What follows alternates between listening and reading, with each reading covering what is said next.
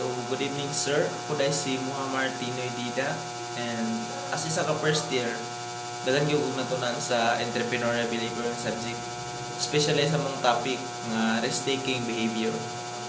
Kay ang risk-taking behavior is willing ka musugal bisag kung sa kadelikado sa ibang business kay sometimes mong good sa business dili kinatumali kaya ng mga problem, for example sa finance. If malugi mong business, wala kay makuhaan sa imong finance. So, na mga struggle sa business.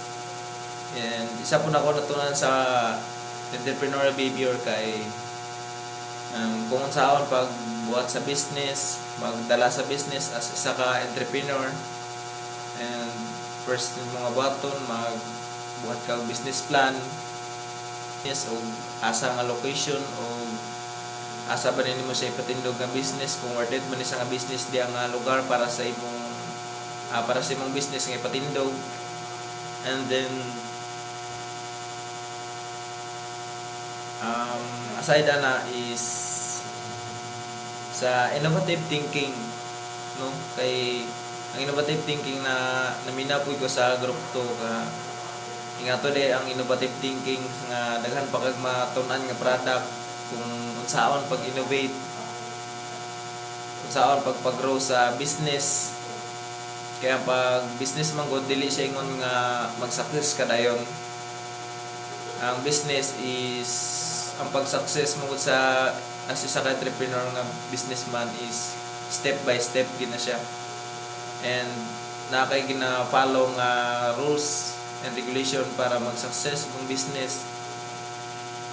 As soon as possible kung maging successful maging nga businessman, so dapat kung maging successful dili po di mo kalimtan kung asa ka nigikan before ka man successful. Kay dili sa tarang panahon imuha na magay panahon pud sa business nga karon nga adlaw mingaw imong halin, and then pagka next day kusog na pod nga na siya.